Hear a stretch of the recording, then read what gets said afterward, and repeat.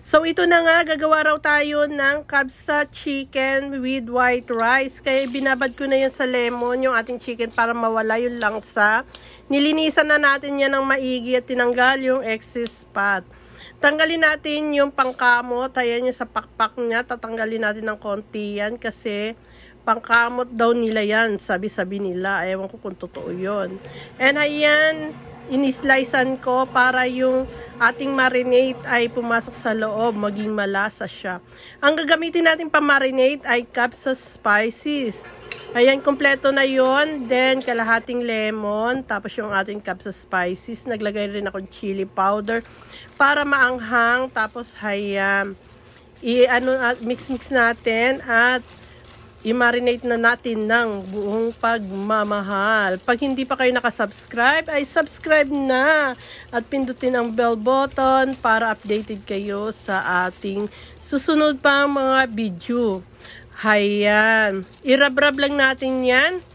Buong manok, i-rub natin para sulit na sulit ang lasa at hindi kayo magsisisi dyan. Okay. Oh, hayan. Tapos pagkatapos niyan ay i-marinate, ipasok natin ulit sa rep. 30 minutes, pwedeng magdamag, bahala na kayo. Tapos yung ating rice ay 2 cups.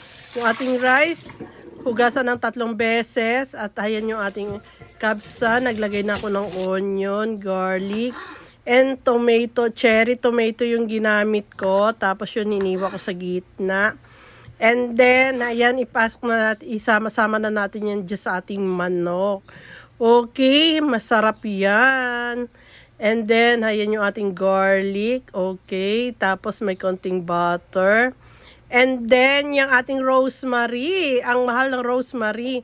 Nang hinayang ako kasi, hindi ko na tingnan, nabunot pala ng gardener.